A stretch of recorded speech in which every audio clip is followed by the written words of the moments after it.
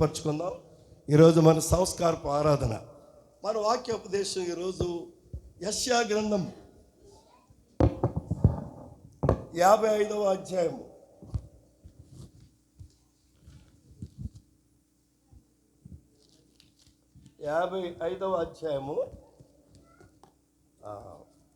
మొదటి నుంచినమ్మా.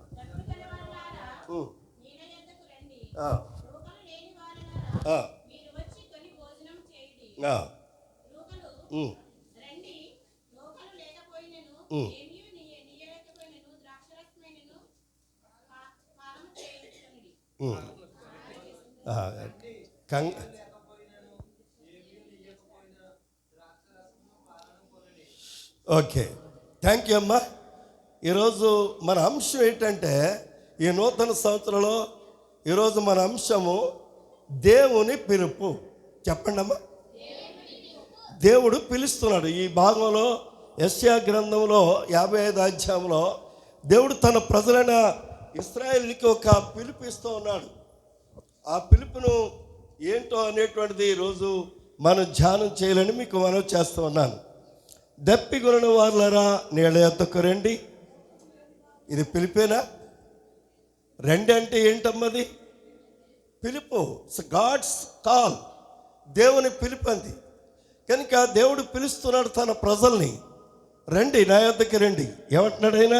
దప్పికొనిన వారులారా నా యొద్దకు రండి. దప్పిక అంటే ఇది శరీర సంబంధమైన దప్పిక కాదు. ఇశ్రాయేలు ప్రజల గురించి దేవుడు ఇక్కడ మాట్లాడుతున్నాడు. ఇశ్రాయేలు ప్రజలు ద గాడ్స్ పీపుల్, వాళ్ళు దేవుని ప్రజలు. అయినప్పటికీ వాళ్ళు దేవునికి దూరం అయిపోయారు, దేవుని నుంచి తొలగిపోయి లోకములో పాపంలో జీవిస్తున్నారు. అది దేవునికి ఎంత మాత్రం ఇష్టమో లేదు. దేవుని ప్రజలు దేవునికి దూరం అయిపోతే ఎవరైనా ఇష్టపడతారా? మన బైబిల్లో లూకాసువార్త 15వ అధ్యాయంలో ఓ తండ్రి మరి తన కుమారుడు తప్పిపోయినప్పుడు తండ్రి ఆయన సంతోషపడ్డా? తల్లి ఆయన సంతోషపడిందా? పడలేదు. బాబు వెళ్ళిపోకరా, మా దగ్గర ఉండరా, నీకు కావలసినవన్నీ ఏర్పాటు చేస్తానని తల్లి చెప్పింది, తండ్రి చెప్పింది. కానీ వినలేదు, వెళ్ళిపోయాడు. అది ఆ కుర్రాడు వెళ్ళిపోవడం ఎవరికి నొప్పి కలిగించింది? ఇరుగు పొరుగు వారికి ఏమైనా బాధ కలిగిందా? లేదు. తండ్రిగా తల్లిగా వాళ్ళకి బాధ కలిగింది. యాజ్ వెల్ యాజ్ మనం కూడా దేవుని పిల్లలమై ఉండి దేవునికి దూరం అయిపోతే బాధ ఎవరికి ఉంటే చెప్పండి ఇప్పుడు.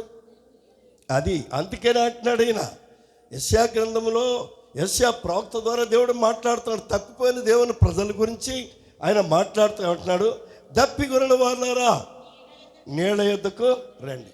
నీళ్ళు అంటే ఈ నీళ్లు కాదు, ఆత్మీయ ఆహారమైన దేవుని వాక్యమైన నీళ్లు. కనుక మీరు ఎక్కడికి రావాలి? మీరు దేవుని మందిరానికి దూరం అయిపోయారు కనుక మళ్ళా మీరు దేవుని వాక్యం కావాలంటే you will come to church, మందిరానికి మీరు రావాలి. అది that is the God's call, దేవుని పిలుపు. అదే ఎవరికంటే తప్పిపోయిన వారి కొరకు. కనుక ఈరోజు పిలుపుని గురించినటువంటి ఆ సందేశం మనం శ్రద్ధగా విందాం. దేవుడు మనతో ఏం మాట్లాడబోతున్నాడో. ఈ నూతన సంవత్సరంలో మొదటి సందేశం ఇదే. కనుక జాగ్రత్తగా విందాం. నీళ్ళ యొద్దకు రండి. రోకలు లేకపోయినా సరే ఏమి ఇయ్యకే. చూసారా, మీరు మీ దగ్గర డబ్బు లేకపోయినా పర్వాలేదు, నా దగ్గర రండి, నేను మీకు ఉచితంగా ఇవన్నీ కూడా ద్రాక్ష రసము పాలను మీరు కొనుక్కోండి, తీసుకోండి అని అంటున్నారు. ద్రాక్ష రసము పాలు అని ఇక్కడ రాయబడింది. ద్రాక్ష రసము పాలు దేనికి సంకేతం అంటే ద వర్డ్ ఆఫ్ గాడ్, దేవుని వాక్యానికి సంకేతము. కనుక ద్రాక్ష రసము పాలు మరి దేవుని వాక్యం అనుకుంటే మనం ఎక్కడికి రావాలి? దేవుని వాక్యం కొరకు మందిరానికి రావాలి. కనుక ఈ నూతన సంవత్సరంలో తీర్మానము, ప్రభా నూతన సంవత్సరంలోకి నడిపించావు, నేను ప్రతి వారం నా కుటుంబ సమేతంగా మందిరానికి నేను రావడానికి తీర్మానం చేసుకుంటున్నాను అని మనము తీర్మానం చేసుకోవాలి. అది మనకు ఆశీర్వాదకరం. కనుక పాలను ద్రాక్షరసమును తీసుకోండి అంటున్నాడు. ఇవి దేవుడు మనకి ఎలాగిస్తున్నాడు? దీన్ని మనం కొనాలా? దీన్ని కొనవలసిన పని ఉందా? పాలు ద్రాక్షరసం కొంటాం, కానీ వాక్యమైన పాలు మనం కొనవలసిన పని లేదు. No need to purchase anywhere, ఎక్కడ కూడా దాన్ని కొనుక్కోవాల్సిన పని లేదు. అది మనకి దేవుడు ఉచితంగా మనకి అనుగ్రహిస్తున్నాడు. హల్లెలూయా. దేవుడు తన వాక్యమును మనకి ఉచితంగానే ఇస్తున్నాడు. దీనికి ఏమన్నా మనం వెల చెల్లిస్తున్నామమ్మా సునీత గారు? ఈ వాక్యానికి మనం ఏమన్నా ఖరీదు చెల్లిస్తున్నామా? No, it is free. ఉచితంగా దేవుడు మనకి ఇస్తున్నాడు.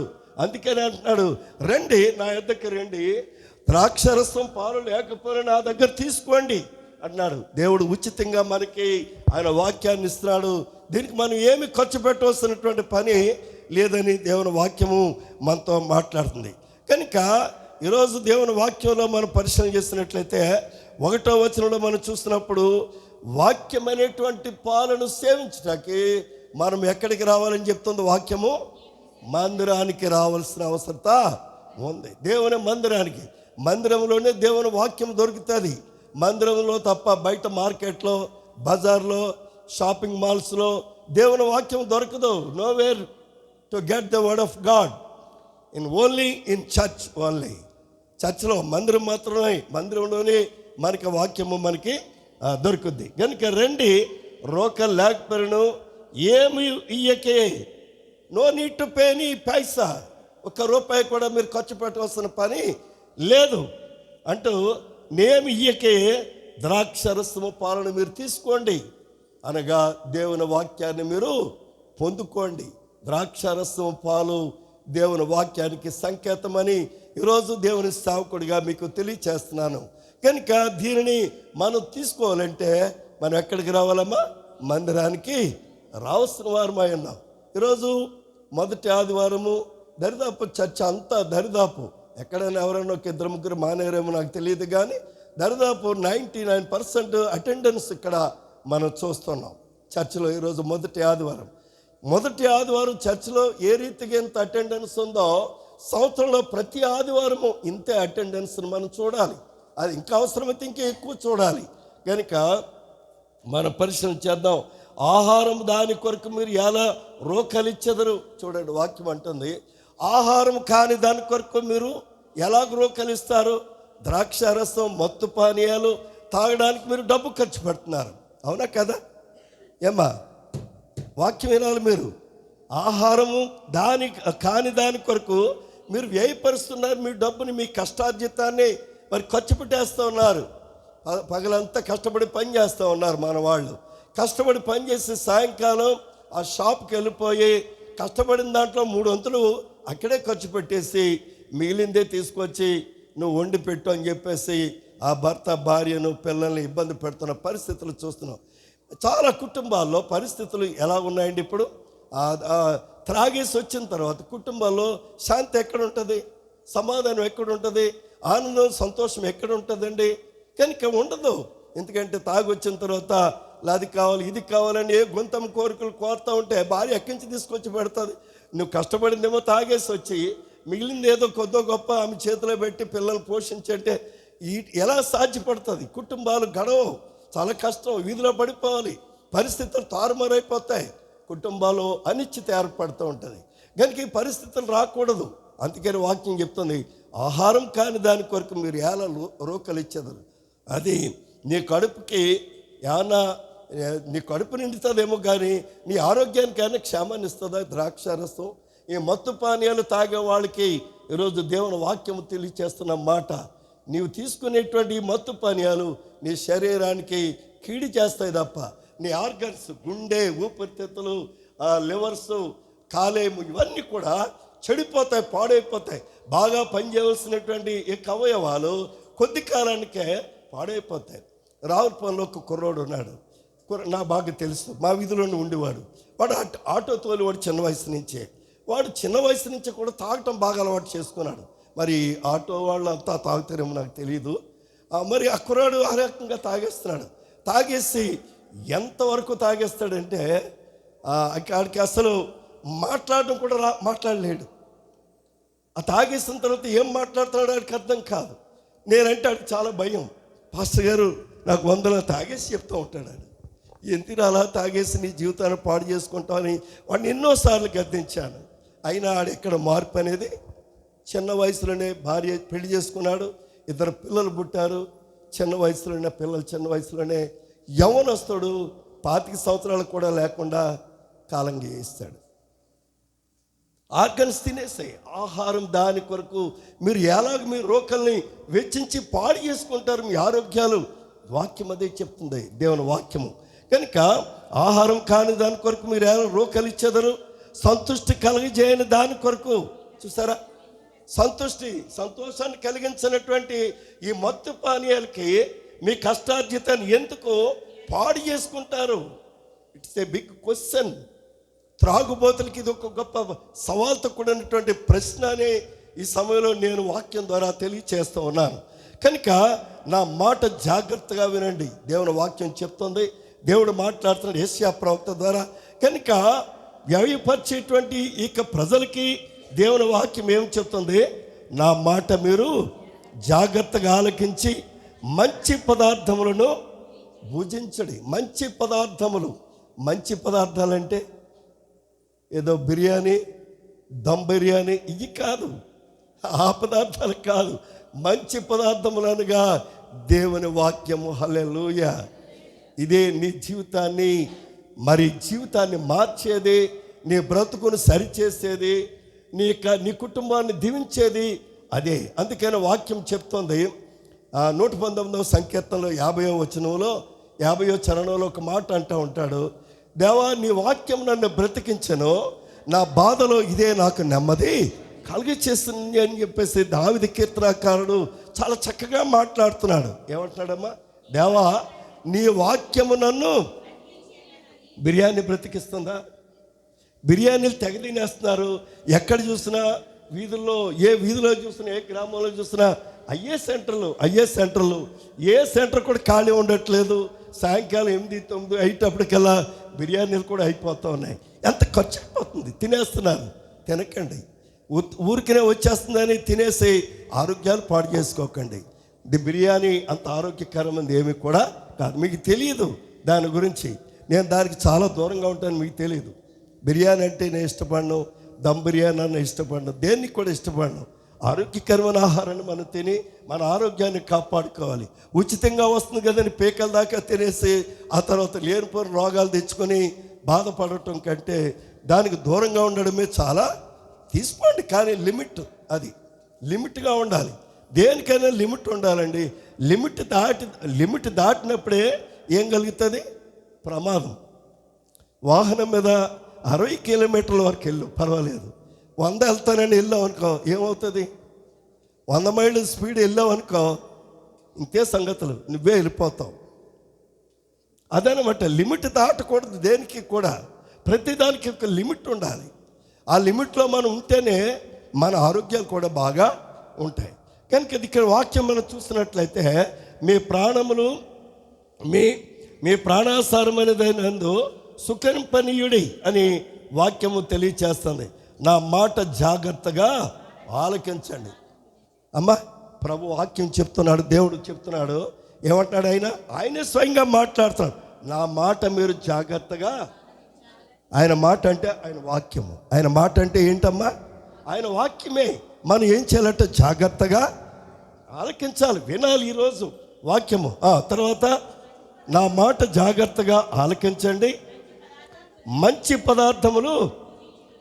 మంచి పదార్థాలు అంటే ఇప్పుడే చెప్పాను. మంచి పదార్థాలు అంటే ఏంటి? ఇప్పుడే చెప్పాను కదా. అది దేవునికి స్తోత్రం. God bless you. వాక్యమే మంచి పదార్థం. అంటే బిర్యానీ కాదు. మంచి పదార్థం అంటే దేవుని వాక్యాన్ని మనం తీసుకోవాలి, భుజించాలి. అది నిన్ను ఆరోగ్యవంతునిగా చేస్తుంది, నీకు శాంతిని ఇస్తుంది, నీకు సమాధానమును అనుగ్రహిస్తుంది, నీకు సంతోషాన్ని ఇచ్చేది దేవుని వాక్యమే. నీవు శ్రమలో, బాధలో ఉన్నప్పుడు దేవుని వాక్యం చదువు. దేవుడు వాక్యం ద్వారా నీతో మాట్లాడి నీ సమస్యల నుంచి నిన్ను బయటికి తీసుకొస్తాడు. హల్లెలూయా. అందుకని మన వాక్యాన్ని మనం పఠించాలి, చదువుతూ ఉండాలి. కనుక రెండవ వచనంలో మనం చూసినప్పుడు ఇక మంచి వాక్యము ఇది ఒక శుభవార్త లాంటిది. ఈ మంచి వాక్యము, దేవుని వాక్యము మనకి ఎలాంటిదమ్మా? ఒక శుభవార్త లాంటిది అనమాట అండి. కనుక మంచి విందు కంటే దేవుని వాక్యము మనకి శ్రేష్టమైనది. హల్లెలూయా. అమ్మా, మంచి విందు కంటే ఏది మంచిది, ఏదట మంచిది మనకి? వాక్యము. వాక్యాన్ని తినడమే మంచిది.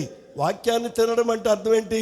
వాక్యాన్ని వినడం కానీ వాక్యాన్ని చదవడం కానీ మనం చేయాలి. ఎంతమంది వాక్యం చదువుతున్నాం?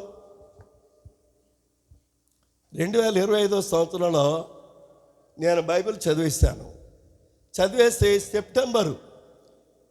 సెప్టెంబర్ నాటికి పూర్తి అయిపోయింది.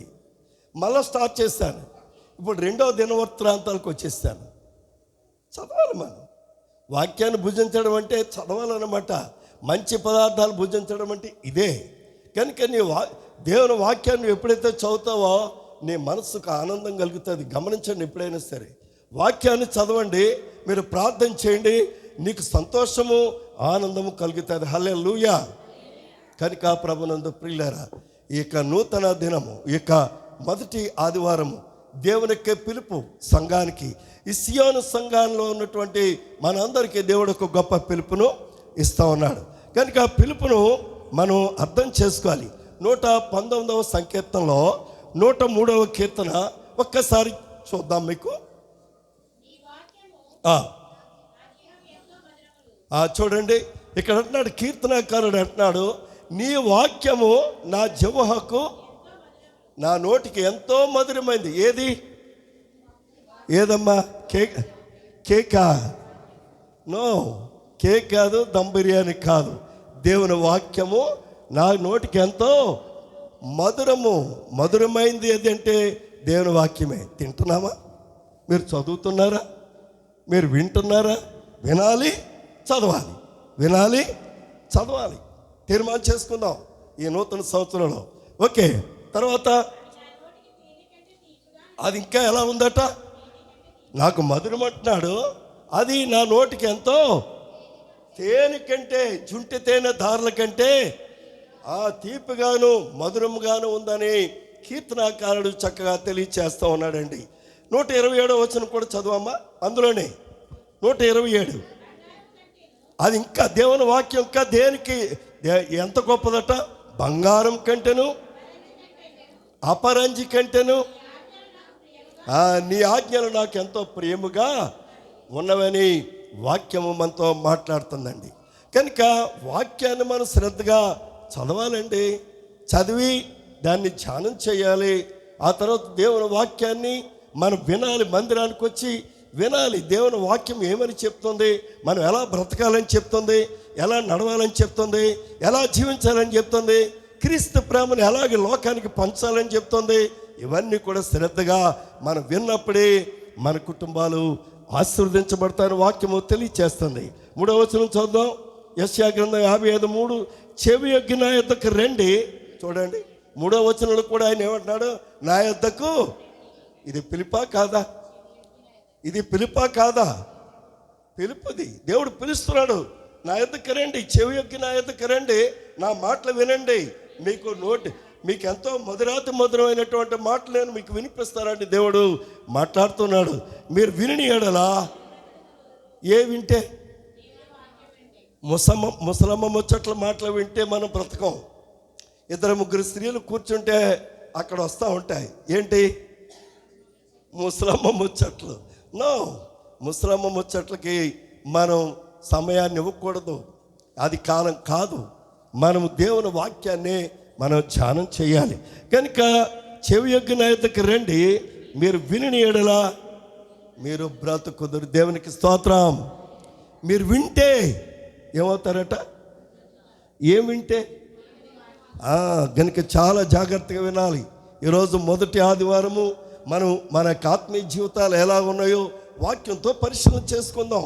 పరీక్ష చేసుకొని మనం అలాగున్నామో లేదో పరీక్ష చేసుకొని, ఒకవేళ లేకపోతే ఉండటానికి ఈ రోజు నుంచి తీర్మానం చేసుకుందాం. వాక్యంలో చెప్తున్న రీతిగా మీరు విని ఎడలా మీరు బ్రతుకుదురు. నేను మీతో నిత్య నిబంధన చేస్తాను. నేను మీతో నిబంధన చేస్తున్నాను. మీరు కుటుంబాలు బ్రతకాలంటే, మీ కుటుంబాలు సంతోషంగా ఆనందంగా ఆయురారోగ్యాలతో దీవించి వర్ధలబడాలంటే మీరు నా మాటలు వినాలి. దేవునికి స్తోత్రం. అంటున్నాడు, దావీదునకు చూపిన శాశ్వతమైన కృప మీకు కూడా నేను. అవును. ఎందుకని? దావీదు దేవుని వాక్యాన్ని వినేవాడు, దావీదు దేవునికి ఎన్నిసార్లు ప్రార్థన చేసేవాడో తెలుసమ్మా? అమ్మా నో 7 మార్లు, రోజుకి 7 సార్లు ప్రార్థించే ప్రార్థనా పరుడు. Even though he was a king of Judah country, యోధా దేశానికి ఆయన రాజే కావచ్చు, కానీ ఆయన రాజని నేను ప్రార్థన చేయకపోతున్నాను ఎవడు అడుగుతాడు అని అనుకున్నాడా? నో, లేవగానే లేచి మోకరించి ప్రార్థన చేసేవాడు. అంత భక్తిపరుడండి దావీదంటే. అందుకని ఇక్కడ దావీదుని మనకి చూపిస్తాడు. దావీదునకు చూపిన శాశ్వతమైనటువంటి ఆ కృపను నేను మీ కుటుంబాలకి చూపిస్తానన్నాడు. ఈ దినాన్ని సియోను సంఘంలో ఉన్నటువంటి మన కుటుంబాలకి దావీదుకి దేవుడు ఏ కార్యాలు చేస్తాడో, దావీదు జీవితంలో దావీదు కుటుంబాన్ని ఏ రీతిగా దేవుడు హెచ్చించి అభివృద్ధి చేస్తాడో, అదేవిధంగా సియోను కుటుంబాలని కూడా నేను ఆశీర్వదించి అభివృద్ధి చేస్తానని దేవుడు రోజు వాక్యం ద్వారా మనతో మాట్లాడుతున్నాడండి. కనుక మనం దీవించబడాలంటే ఆయన మాటలు మనం శ్రద్ధగా వినాలని లేఖన భాగాలు మనతో చాలా స్పష్టంగా మాట్లాడుతూ ఉన్నాయి. దేవుని వాక్యంలో ఒక మాట నేను మీకు జ్ఞాపకం చేస్తాను. ఎందుకంటే ఆయన మాటలు వినాలంటే ఆయన దగ్గరికి మనము రావాలక్కర్లేదా? ఆయన మాటలు బయట ఏం దొరకవు, ఆయన మాటల మందిరంలోనూ దొరుకుతాయి. కనుక ప్రతి ఆదివారము ప్రతి శనివారము మనం మందిరానికి రావాలి. ఇది మనం చేయవలసినటువంటి చక్కని నిబంధన చేసుకోవాలి. దేవునితో మనం నిబంధన చేసుకోవాలి. దేవుడు దావీదుతో నిబంధన చేస్తున్నట్లు, దేవుడు అబ్రహాంతో నిబంధన చేస్తున్నట్లు, అలాగే దేవునితో మనం కూడా ఏం చేయాలమ్మా? నిబంధన చేసుకోవాలి. ప్రభా, ఈ నూతన సంవత్సరంలో నీ కొరకు నేను జీవించడానికి తీర్మానం చేసుకున్నాను, నేను ఈ కార్యం చేయడానికి తీర్మానం చేసుకున్నాను. లేక ప్రతి ఆదివారం మానకుండా నేను ఎక్కడికి ఏ పనికి వెళ్లకుండా ప్రతి ఆదివారం మందిరానికి నేను రావడానికి తీర్మానం చేసుకున్నాను. ఇది మనం చేయవలసిన నిబంధన. కనుక నిబంధనను మనం చేసుకొని ఆ ప్రకారంగా చేసినప్పుడు నీ కుటుంబంలో, నీ జీవితాల్లో దేవుడు ఎలాంటి అద్భుతాలు చేస్తాడో, ఎలాంటి మార్పులు వస్తాయో, ఎలాంటి అభివృద్ధి నీ కుటుంబంలో దేవుడు చేయబోతున్నాడో నువ్వు కన్నులారా చూస్తావు. హల్లెలూయా. దావీదు జీవితంలో కూడా జరిగింది కూడా అదే. దావీదుని దేవుడు అలాగూ ఆశీర్వదించాడు. దావీదుతో నిత్య నిబంధన చేస్తున్నప్పుడు దావీదు చేసినటువంటి ఆ యొక్క నీతిని బట్టి, ఆయన భక్తి జీవితాన్ని బట్టి దేవుడు తన సంతతిని ఆశీర్వదించి ఆయన కుటుంబంలోంచి 21 మంది రాజుల్ని తీసుకొచ్చాడు. హల్లెలూయా. ఆయన కుటుంబంలోంచి ఎంతమంది రాజులు వచ్చారమ్మా? 21 మంది రాజులు రాజ్య పరిపాలన చేశారు. ఆయన కాకుండా 21 మంది రాజులు వచ్చారు. ఆయనతో కలుపుకుంటే 22 మంది. ఎంత గొప్ప ఆశీర్వాదం అండి, చూసారా? ఎందుకని ఇంత ఆశీర్వాదం దావీదు పొందగలిగాడు? ఆయన దేవునితో నిబంధన చేసుకున్నాడు. దేవుని నిబంధన చేసుకున్న తగినట్టుగా ఆయన తన నడవడిక కలిగి ఉన్నాడు. ప్రియమైన సియోను సంఘ బిడ్డలారా, ఈరోజు మనం తీర్మానం చేసుకుందాం, దేవునితో ఒక మంచి నిబంధన చేసుకుందాం. ఆ నిబంధన ద్వారా దేవుడు మనల్ని ఆశీర్వదించడానికి ఆయన ఇష్టపడుతున్నాడు దేవుడిగా మనము ఈరోజు చూస్తూ ఉన్నాం. ఇర్మియా గ్రంథము 29వ అధ్యాయము 13-14 వచనాలు ఒకసారి జ్ఞాపకం చేసుకుందాం. దయచేసి తీసిన వారు చదవండి. ఇక్కడ చూడండి, ఇర్మియా ప్రవక్త ద్వారా దేవుడు మాట్లాడుతున్నాడు. ఇశ్రాయేలీయులారా, ఇర్మియా ప్రవక్తతో మాట్లాడుతున్నాడు. మీరు నన్ను వెదకిని. ఎవరి గురించి ఈ మాటలు? యెషయా ప్రవక్త ద్వారా దేవుడు ఏ ప్రజలతో మాట్లాడాడో అదే ప్రజలతో ఇర్మియా ప్రవక్త ద్వారా దేవుడు మాట్లాడుతూ ఉన్నాడు. ఇక్కడ ఆయన అంటున్నాడు, మీరు నన్ను వెదకిన ఎడల ఎలాగట్టండి? ఎలాంటి మనసుట? పూర్ణ మనసుతో నన్ను గురించి విచారణ చేసిన ఎడల మీరు నన్ను కనుగొంటారని లేఖన భాగం తెలియజేస్తుంది. కనుక హృదయపూర్వకంగా మనము దేవుని దగ్గర విచారణ చేయాలి. హృదయపూర్వకంగా మనం దేవుని మందిరానికి కుటుంబ సమేతంగా రావాలని వాక్యం ఈరోజు మనతో స్పష్టంగా మాట్లాడుతుంది. కనుక ప్రభునందు ప్రియులారా, మనం తీర్మానం చేసుకుందాం, మీరు నన్ను వెదకని ఎడల నన్ను మీరు కనుగొంటారు. అందుకని యేసు ప్రభు వారు మత్తయి సువార్తలో చెప్పాడు 7:7 వెదకుడి మీకు దొరుకుని, తట్టుడి మీకు తీయబడును. కనుక వెతికే వారికి దొరికే దేవుడు మన దేవుడు. ఇటువంటి దేవుడమ్మా. నువ్వు ఆసక్తి కలిగి మందిరానికి వస్తే నీతో మాట్లాడి నిన్ను నీ కుటుంబాన్ని దీవించడానికి ఆయన సంసిద్ధంగా ఉన్న దేవుడు అండి మన దేవుడు. కనుక మనం ఆయన మందిరానికి రావాల్సిన వారంగా ఉన్నామని వాక్యం ఈరోజు మనతో మాట్లాడుతుంది. అందుకనే ఒక మాట నేను మీకు జ్ఞాపకం చేస్తాను. దినవృత్తాంతాలు 2వ గ్రంథము 7వ అధ్యాయం 14వ వచనంలో ఒక మాట నేను మీకు జ్ఞాపకం చేసి కొద్దిగా ముందుకు వెళ్తాను. 2వ దినవృత్తాంతాల గ్రంథం 7వ అధ్యాయము. ఇక్కడ చూడండి, దేవుని వాక్యం ఎంత స్పష్టంగా మాట్లాడుతుందో చూడండి. నా పేరు పెట్టబడిన నా జనులు తమ్ము తాము కనుక దేవుని ప్రజల్లో ఏముండాలట? దేవుని ప్రజల్లో ఏముండాలట? అందరూ చెప్పండి మాట. ఉందా ప్రశ్న? ఇది మీకు ఒక ప్రశ్న. మీరు తగ్గించుకుంటున్నారా? యేసు ప్రభు తగ్గించుకున్నారా లేదా? ఆయన దేవుని కుమారుడై ఉండి కూడా ఆయన ఏం చేశాడండి? శిష్యుల యొక్క పాదములు కడిగాడా లేదా? నేను దేవుని కుమారుని, నేను ఈ పని చేయకూడదని అనుకున్నాడా? ఈ మందిరం నేను ఎందుకు తొడవాలని అనుకున్నాడా? అనుకోలేదు. ఆయన యెరూషలేము దేవాలయాన్ని పాడు చేసేసారు. వర్తకాలతో భయంకరమైనటువంటి అపవిత్రతో చేసిన తర్వాత ఆయన యెరూషలేము దేవాలయాన్ని దర్శించినప్పుడు ఆయనకి ఎంతో వేదన కలిగింది. ఆయన వెళ్ళి వాళ్ళందరినీ కూడా తరిమి వేసి, ఆ గువ్వలన్నీ కూడా ఇసిరి పారేసి, బల్లలన్నీ తోసి పారేసి, అక్కడ ఉన్న ప్రజలందరినీ కొరడా తీసుకుని తరిమేసి, ఆ తర్వాత ఆయన చేసిన పని ఏంటో తెలుసా? దాన్ని అలా వదిలేదు, కానీ ఆయనే స్వయంగా చీపురు తీసుకుని మందిరమును, ఎంత తగ్గింపండి! ఆయన రక్షకుడయ్యండి కూడా, ఆయన దైవ కుమారుడు అయ్యుండి కూడా ఆయన తను తాను తగ్గించుకొని మందిరాన్ని ఏం చేశాడమ్మా? శుద్ధీకరించాడు. మందిరాన్ని శుద్ధీకరించాడు. మనం ఈ మందిరాన్ని శుద్ధీకరించడానికి మీరు అందరూ వస్తున్నారు, కానీ ఇక్కడ ఆత్మీయంగా చూస్తే ఆ మందిరం ఏంటో తెలుసా? మన హృదయమనే మందిరాన్ని మనం ఏం చేయాలట? అది ఈరోజు వాక్యం అది చెప్తుంది మనతో. వాక్యం అనే హృదయం అనేటువంటి మందిరాన్ని శుద్ధీకరించాలి. ఎందుకని? హృదయం అనే మందిరములో ఎవరుంటారు? దేవుడు. నీ హృదయము దేవుని ఆలయమని నీవు ఎరగవా అని వాక్యంలో ఉంది కదండి. ఉందా లేదు? కొరింథీ పత్రికలు మనం చూస్తే తీనక్కర్లేదు, టైం సరిపోదు మనకి. కనుక మన హృదయం అనేటువంటి మందిరాన్ని మనం ఏం చేయాలట? శుద్ధీకరించుకోవాలి. అపవిత్రమైపోయినటువంటి, పాడైపోయినటువంటి, చెడిపోయినటువంటి మన మందిరాన్ని ఏం చేయాలట? కడుక్కోవాలి, శుద్ధీకరించుకోవాలి. కాలు జారి పడిపోయామా, బాడీ అయిపోయింది, బట్టలు అలా వండించుకుంటామా? ఏం చేస్తాం? శుద్ధి చేసుకుంటాం. శుద్ధి చేసుకుని మళ్ళీ వస్త్రాలు మళ్ళీ కట్టుకుంటాం.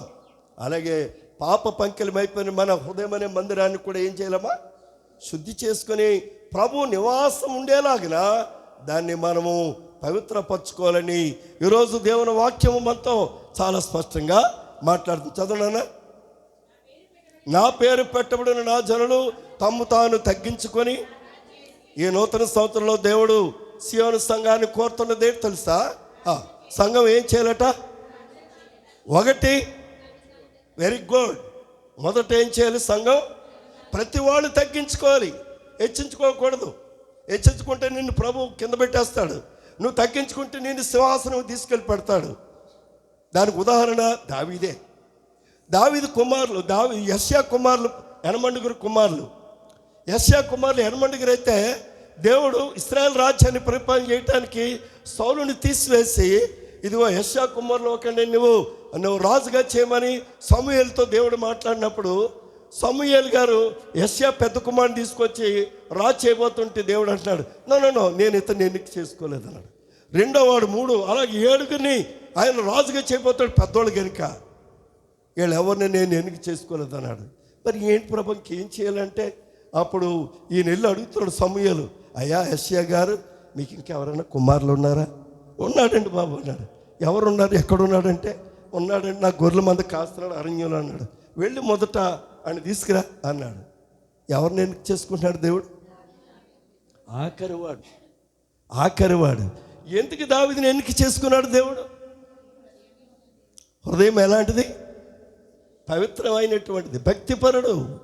దావీదు దేవునికి విధేయుడు, లోబడే మనస్సు కలిగిన వాడు, తగ్గించుకునే మనస్సు కలిగిన వాడు, ప్రార్థనాపరుడు. ఇందాక చెప్పుకున్నాం, ఎన్ని మార్లు ప్రార్థన చేస్తాడు దినానికి? అన్నగారుల బతుకులు అయ్యి లేవు. అందుకనే దేవుడు అన్నగారులు ఎవరిని రాజుగా చేయడానికి ఎవరిని ఇష్టపడలేదు. సమూయేలు వాళ్ళు రాజుగా చేయాలని అనుకున్నాడు, కానీ సమూయేలా నో వీళ్ళు నేను ఎన్నిక చేసుకోలేదయ్యా, వీళ్ళు పక్క పెట్టాయి, తీసుకురా ఆ చిన్నవాడు దావీదుని తీసుకురా, వాడిని నేను ఎన్నిక చేసుకున్నాను. అంతే వాడిని తీసుకొచ్చారు, ఎదురుగుండా నిలబెట్టారు. దేవుడు సమూయేలుతో మాట్లాడతాడు, నేను ఎన్నిక చేసుకున్నవాడు ఇతడే. దేవునికి స్తోత్రం. ఈ మొదటి దినము, మొదటి ఆదివారము దేవుడు నిన్ను ఎన్నిక చేసుకున్నాడు. హల్లెలూయా. మనల్ని దేవుడు ఎన్నిక చేసుకున్నాడా లేదా? మాట్లాడరేమ్మా?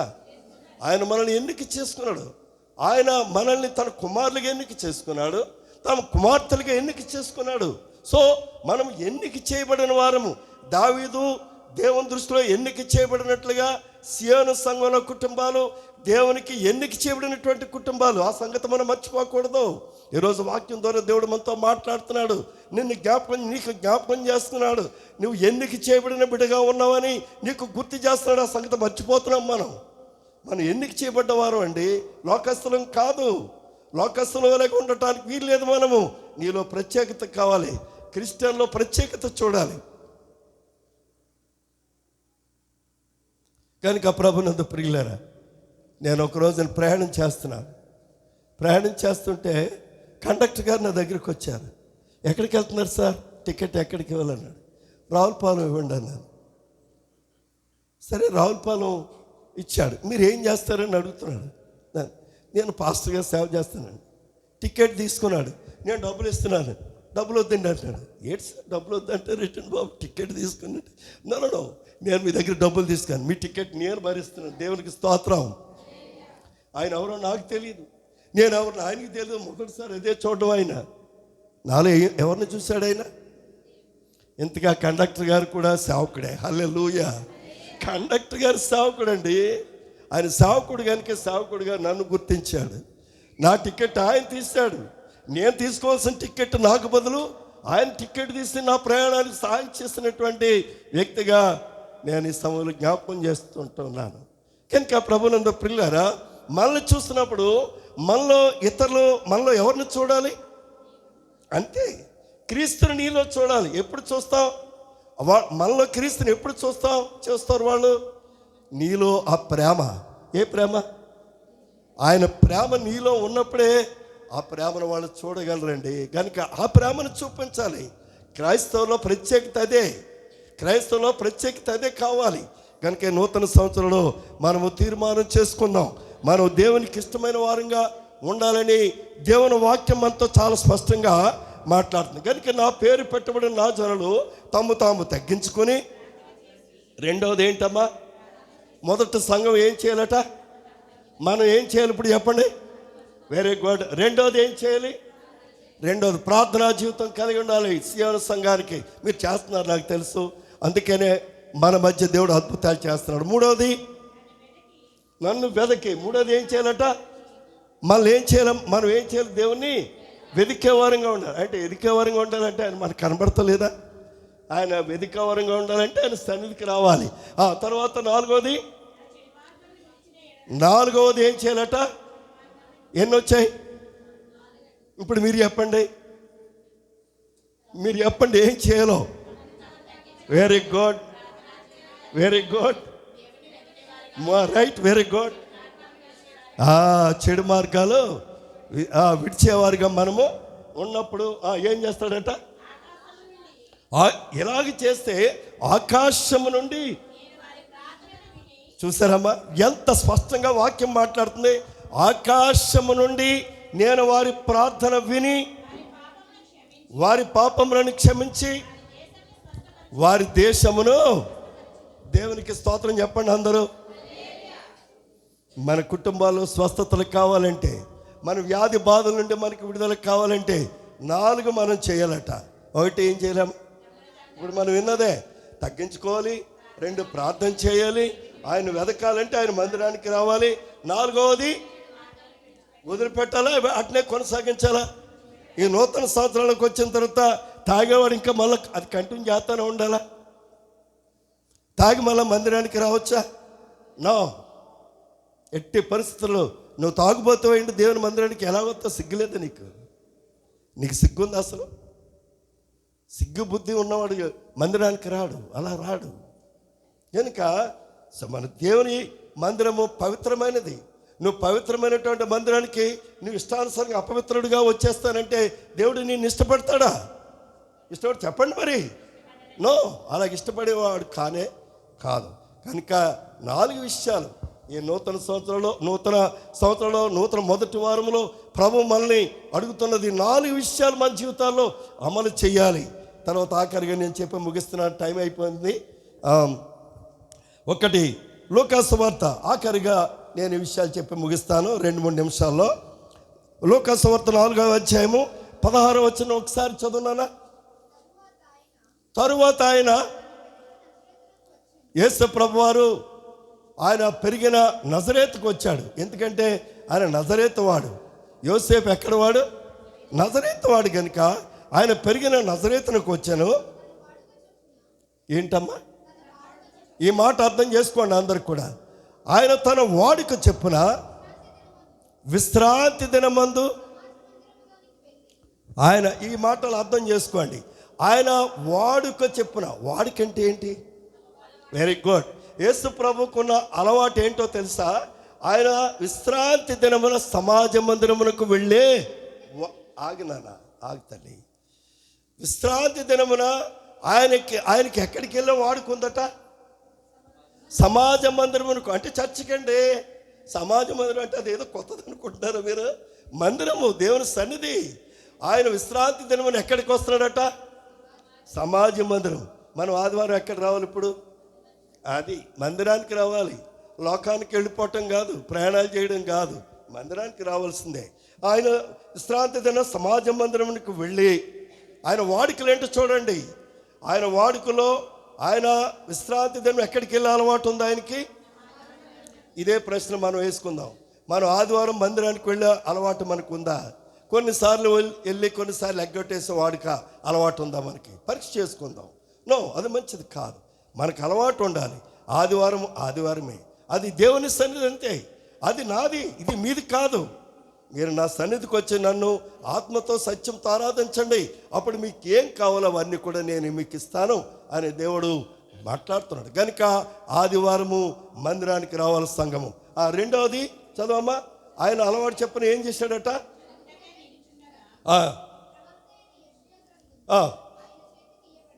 ప్రవక్త అయిన యెషయా గ్రంథము ఆయన చేతికి, ఆయన గ్రంథం విప్పగా ప్రభు వాక్యం నా మీద ఉన్నది, ప్రభు ఆత్మ నా మీద ఉన్నది, బేదలను సువార్త ప్రకటించుటకు. రెండవ అలవాటు ఏంటమ్మా తెలుసమ్మా? ఆయన వాక్యాన్ని ఏం చేస్తున్నాడండి? చదివే వాడిక. నెంబర్ 1 ఏం చూసాం? మందిరానికి వెళ్ళే వాడిక. రెండో అలవాటు ఏం చూసాం ఆయనకి? దేవుని వాక్యాన్ని చదివే వాడిక. మూడో వాడిక ఏంటి? ఆయన మందిరంలో దేవుని వాక్యాన్ని బోధించే అలవాటు. 3 వాడుకలు మనం చూస్తాం. ఎన్ని చూసాం? ఏంటి ఇప్పుడు చెప్పండి మీరు? తీర్మానం చేసుకుందాం. ఈరోజు మొదటి రోజు. ఈరోజు ప్రభువా, నేను కూడా యేసు ప్రభు వలె మందిరానికి వెళ్ళే అలవాటు నేను కలిగి ఉంటాకి నాకు సహాయం చేయి. రెండవది వాక్యము చదివే అలవాటు. ప్రభా, నేను ఇంతవరకు వాక్యాన్ని చదవకపోతున్నాను, ఏదో వీలున్నప్పుడు చదువుతున్నాను, లేకపోతే లేదు. కనుక ఈరోజు వాక్యం చెప్తుంది, ప్రభువా నీలో అలవాట్లు ఉన్నాయి, ఆ అలవాటు నేను కూడా కలిగి ఉండడానికి సహాయం చేయి ప్రభు అని వాక్యం చదివే అలవాటుని కలిగి ఉండడా తీర్మానం చేసుకుందాం. మూడవది ఆయన వాక్యాన్ని బోధించేవాడిక. ఎన్ని ఉన్నాయమ్మా? బోధించేవాడిక. నాలుగవది ఆయన ఏం చేశాడమ్మా? ప్రార్థించే ఉందా లేదా? సువార్తను ప్రకటించాడు. ఆ తర్వాత ఆయన ప్రార్థన చేస్తూ ఉన్నాడు. ఎన్ని అలవాట్లు వచ్చాయి చెప్పండి? 4 అలవాట్లు. 4 అలవాట్లు మనం ఎన్ని చేయొచ్చు? 4 చేయలేము. 4 బోధించేస్తామా? మరి బోధించేయలేం కనుక 4 ఎలాగ మనం చేయగలం? బోధించేది పక్క పెట్టండి, మిగిలిన ఎన్ని ఉన్నాయి? ఆ 3 మనం చేయగలమా చేయలేమా? అమ్మా జానకి గారు చెప్పండి తమ్మయ్య, చేయగలవా లేదా? అది అమ్మ చేయొచ్చా? మిగిలిన 3 మనం చేయొచ్చు. ఏది? మందిరానికి రావచ్చు, దేవుని వాక్యాన్ని రోజుకొక అధ్యాయం చదవచ్చు, మూడవది ప్రార్థన. ఇవన్నీ మనం చేయగలిగే అది తప్ప. కనుక 3 అలవాట్లు మనకు కలిగి ఉండి ఈ నూతన సంవత్సరంలో మీ విశ్వాస జీవితాన్ని ప్రభు కొరకు మరి సాగిపోతూ మీరు మీ కుటుంబాలు మరి దేవునిలో అభివృద్ధి చెంది గొప్పవారిగా దీవించబడాలని, మీరు మీ బిడ్డలు ఆశీర్వదించబడాలని కోరుతూ ఇక శుభవర్తమానము మీకు తెలియచేస్తున్నాను. అలాగ జీవించే కృప ప్రభు మనందరికీ దయచేయను గాక. చిన్న ప్రార్థన చేసి పాస్టర్ గారికి అప్పగించేస్తున్న సమయం. కళ్ళు మూసుకోండి.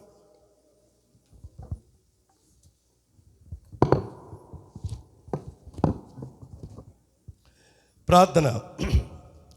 ప్రేమగల మా తండ్రి, మీకు వందనాలు ప్రభువా, స్తోత్రాలు చెల్లిస్తున్నాం. ఇదిగో నాయన, ఈరోజు ఈ యొక్క నూతన సంవత్సరము జాన్యువరి నాయన మొదటి ఆదివారం మీరు మాకు ఇచ్చినందుకు వందనాలు. నీ బిడ్డలైన వారందరూ నాయన కుటుంబాలతో సమేతంగా నాయన నీ మందిరానికి వచ్చి మిమ్మల్ని ఆత్మతో సత్యంతో ఆరాధన చేస్తుంటుండగా బిడ్డలకి మీ దీవెన, మీ ఆశీర్వాదాలు మెండుగా దయచేయండి. ఆయన మరి ఈరోజు మీరు వాక్యం ద్వారా మాతో మాట్లాడారు. దేవుని పిలుపు అనే అంశం ద్వారా మాకు చాలా విషయాలు నేర్పించారు నాయన. మేము మీ కొరకు ఎలా బ్రతకాలో, ఎలా జీవించాలో, మా అలవాట్లు ఏ రీతిగా ఉండాలో నాయన ఎన్నో చక్కగా సూటిగా తేటగా కొందరి జీవితాలని ఆదర్శంగా చూపించారు నాయన. అలాగే మమ్మల్ని కూడా దీవించండి.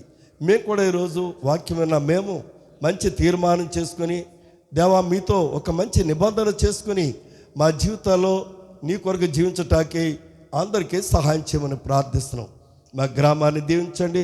గ్రామ నాయకులు, సర్పంచ్ గారిని, అమ్మాయి ప్రసన్న కుమారి గారిని, వారి బిడ్డల్ని మీరు ఆశీర్వదించండి. వారి గ్రామ అధికారులుగా వారి బాధ్యతలు నిర్వహిస్తున్నారు. నీ కృప వారికి తోడుగా ఉంచమని ప్రార్థిస్తున్నాము నాయన.